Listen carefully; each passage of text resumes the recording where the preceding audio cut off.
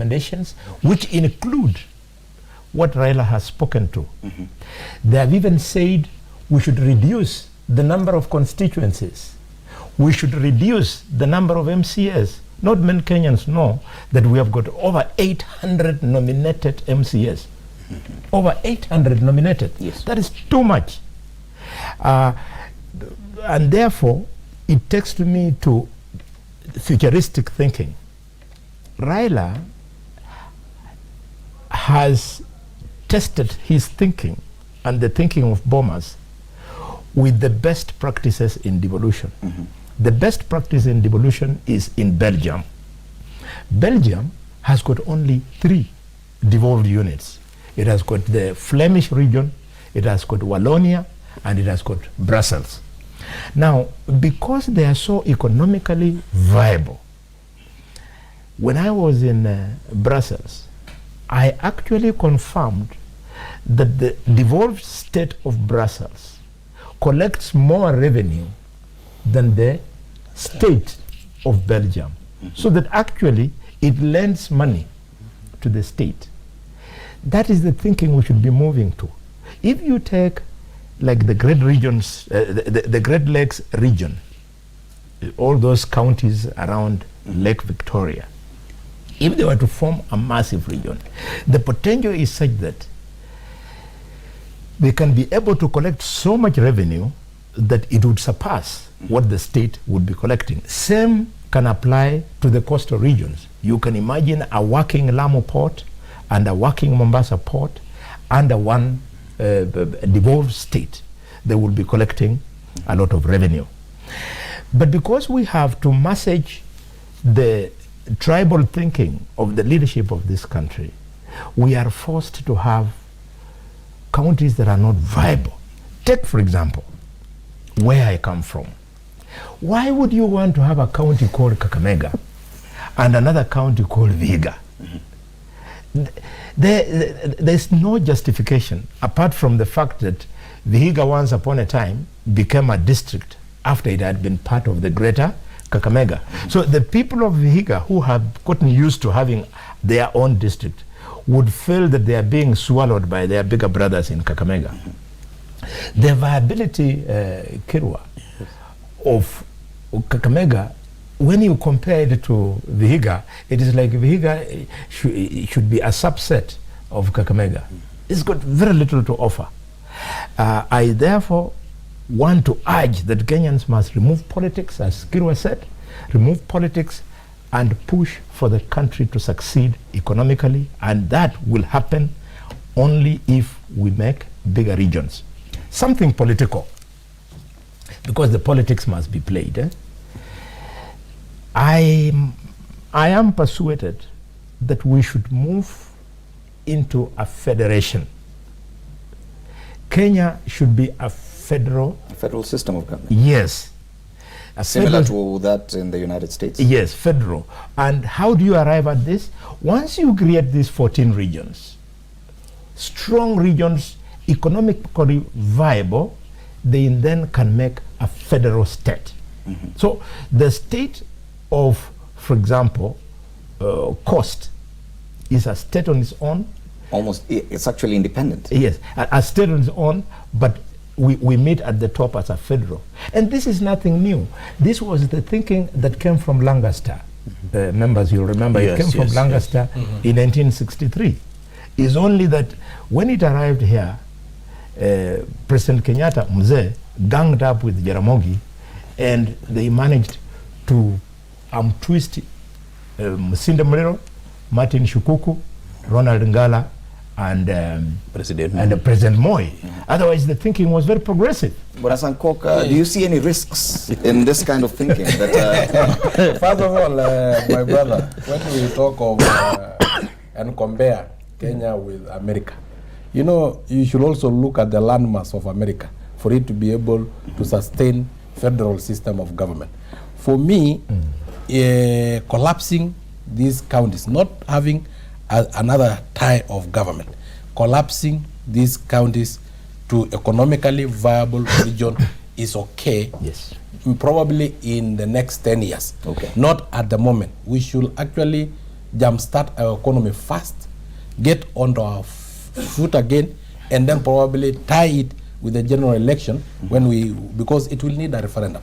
So we tie that referendum with our general election so that if we can collapse the counties, but after 10 and years, have economic 10 years after from now, 10 years from now, yes. So that we can at least have some economic muscles back again and be on track economically. But you know, again, let Kenyans know that these politicians sometimes introduce such amendments and referendums for their own benefits. Some of these people have realized that they can never be heads of states in this country from the numbers that they have. So they have to create a region so that they can become president of a smaller region, yes, which is economically viable. Again, it may be that we need to create, because there is even those rumors that we need to create a position of a prime minister, a position of whatever, so that we don't have the winner take it all, so that the president does not take everything. But you know, we beat now the essence of a contest or a competition, because in any competition it is automatic. Our young men went to UK for the London Marathon. Of course, there are those who came with everything, gold medals and medals. There are those who came empty-handed, yes, because that is the contest. The winner will always take it all. But if then we don't have a contest where the winner take all, we have to massage the ego of the loser, then there was no need of a contest. We should have sat down as leaders and decide that you become the prime minister, you become the head of state, you become so and so. But because we went for a contest, let the loser accept that I lost simply because probably my economic, my development record is not good. Let me go back to Wananchi, then develop some regions and talk to Wananchi, so the next time we'll be elected. Well, do you think that when the former Prime Minister stood up to speak yesterday at the Devolution conference in Kakamega, that he was simply trying to create 14 new positions for individuals? Because yes, those will be more powerful than the governors. Apart from the president, there'll be the next powerful men or women in Kenya. I think first of all, I wanted to kind of clarify on his system, the way he proposed. He proposed that we retain the counties. Yeah. That's number one. Then he said that we come with 14 regional blocks, and then we retain the national government. And you see, when you again add another government, which is the regional blocks, we are looking at the bloated wage bill. That's the main challenge, the biggest challenge that we are going to have, number one. Then number two, we are also going to look at issues like where blocks want to merge with, like this county feels like it wants to merge with this other county, but not this other one. And therefore, that's why I said from the onset that we need to look at it very keenly, so that we know exactly what the Prime Minister was proposing. Then secondly, it's too early, as Honorable Sankoka has mentioned, it's too early to again amend the Constitution. Honorable Halwale has put it that in US is comparing US and maybe a country in Europe, but Belgium. And Belgium. But you see, US and Belgium, they are 400 years older than Kenya. And maybe if you look at 50 years, when US was 50 years, it was much worse than Kenya at this stage. Yes, and therefore, we can't just say that because this system is being used in the US, then we come and adopt it here in Kenya. It's very, very tricky. Then secondly, we also look at the economic viability. You can merge 4 or 5 counties, but still there's no economic viability. We also need to interrogate the economic, when he talks of economic viability, what is he trying to look at? Because we have counties like Kakamega, which were depending on factories like Mias Sugar. Nowadays, those factories are not there. They are there, but with nothing. Even paying electricity bill is an issue with the Mias Sugar. And therefore, unless we interrogate the 3-tier system as deeply, as keenly, then we might either dismiss it and maybe we would have made a mistake, or we adopt it and then again we complain after 2 years that we created demigods to be the governors for regional counties, for regional representation. And therefore my proposal is, let's look at his proposal. He made his proposal yesterday. Now we need, like in Parliament, we have the committee, legal committee, to scrutinize. Yes, which needs now to look at what was the Prime Minister proposing. They look at the pros and the cons. Yes. Yeah, I don't see any problem with the issue where he mentioned that there are leaders who come up with proposals because of selfish interests. I don't really think that that's the main issue, because at the end of the day, Raila might not be in Kenya forever.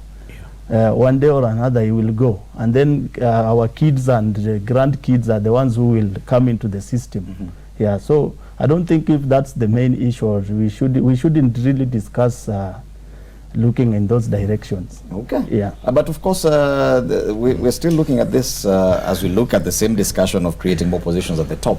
Yes, someone could actually simply interpret it to mean that, yes, those 14 positions are the ones probably we were talking about all along. Yeah, thank you. Let me pick from where Mheshimiwa Mwale has left. At times, when you bring changes, don't have yourself in mind, or you may be actually the sufferer of the changes, because you remember the machine called guillotine. The person who invented guillotine, the same machine was used to chop his head because the king wanted to test the efficacy of guillotine. Those who brought Section 2A to Kenya, where it was Kenya became the Jew one-party system, they suffered from the repercussions of the same Section 2A. And therefore, I'm sure the Honorable Raila does understand that he's doing it not for himself, but for Kenya. Now, secondly, I want to pick also from where Mheshimiwa Boni Halwale said that Dr. Uko has done an audit in terms of financial and so forth. My take is that we have to do now a political audit. Restructure the counties so that, because people are already emotive, like the people of Trans Nzoia would not want to hear me saying that there should be no Trans Nzoia county. But we restructure the county so that it becomes effective in terms of delivery of services. Really, how do you explain ministers of education, 47 of them in the whole country? Really, do they have different policy in Muranga that is not the same policy in Trans Nzoia? What we need to do is to restructure the office of the governor, or we can even rename it, so that it is effective for service delivery. And we see how do we dovetail the operations of the national government, the county government, and also the operations at the constituency level. Because there is so much wastage in Kenya today. We duplicate. You can see MCS now, they want their own fund. The MP are CDF. There is money from the governor and also money from the national government. And all these projects are not properly synchronized, such that one augments the effort of the other. Number two, while it is easy to say America is very old, remember Nigeria is almost as old as Kenya, and they have a population of 180 million people. And yet they have about 15 regions. Ethiopia here, our neighbor, while it may have longer history, but in terms of government formation, Ethiopia is as young as Kenya. And it has only 9 regions with a population of 100 million people. Now, what is the basis of economic growth? All other factors being held constant, it is the person who makes that contribution. And therefore, when you are talking about 100,000 people having a county, and 5 million people in Nairobi having a county, those are not comparable terms. We must look for a unit that is sustainable. Like if we were to fund the office of the governor of Kakamega, we'll ask the people of Kakamega, how much do you need to contribute to pay this man called the governor? Okay. Then the people of Lamu. You will realize the people of Kakamega will be paying less to fund the office of the governor than the people of Lamu. So this is the basis of really devolution, and devolution is about people being given decisions to make at their own level. Now, my take is simple. Let us look in totality and divorce all these emotional things about Raila. Raila is not going, the way Mheshimiwa said, to be a permanent feature in Kenya. Let us not be worried about whether the deputy president is going to be the next president. God has a way of intervening at the right time. Let us look at this constitution as our constitution, and we can do a face out that all these are the recommendations that we have as a people, but this one we can do in 5 years, this one we can do in 10 years, this one we can do in 15 years. Yes. But if we sit here and we are seeing money being taken away from taxpayer to pay people salary, we are wasting a lot of time as a people. Just before we go on a break, you say that, because I understand now, yes, you seem to be in agreement that yes, we need to relook at devolution as it is right now, collapse counties and build regional blocks. But I want to give you an opportunity, because you said the former Prime Minister perhaps was simply just not brave enough to say that that should happen, do away with the 47 counties and reduce it to national government and the 14 blocks. Why do you think he wasn't brave enough to do that?